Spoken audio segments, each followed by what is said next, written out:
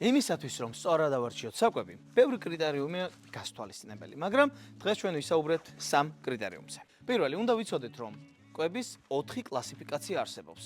ეკონომ კლასი, პრემიუმ კლასი, სუპერ პრემიუმი და ჰოლისტიკი. სასურველია, რომ ძაღლს ეკონომი და პრემიუმი არ მიაკაროთ. მეორე, ძალიან მნიშვნელოვანია გაერკვიოთ თუ ესა თუ ის კვება, რომელსაც თქვენ არჩევთ, რა ქვეყანაში არის წარმოებული. გამომდინარე იქიდან, რომ ყველა ქვეყანაში ხარისხის კონტროლი სათანადოდ არ არის დაცული და თვითონ შეფუთვაზე მითითებული ინგრედიენტები ზუსტად მაღაზია დამოკიდებული რეალურად სწორია თუ არა. და მესამე, მიაქციეთ ყურადღება, რომ თქვენ შერჩეულ საკვებში არ იყოს ხორბალი. გამომდინარე იქიდან, რომ ხორბალი არის ძალიან მძიმე გლუტენის შემცველი, რაც დღეს, ხვალ ან ზეგ აუცილებლად ძალიან ცუდად აისახება თქვენი ძაღლის ჯანმრთელობაზე. ამ და კიდე ძალიან ბევრი კრიტერიუმის გათვალისწინებით ჩვენ შევარჩიეთ საკვები ბელკანდო, რომელსაც დაახლოებით უკვე 5 წელია ვიყენებთ და არაჩვეულებრივი შედეგი გვაქვს.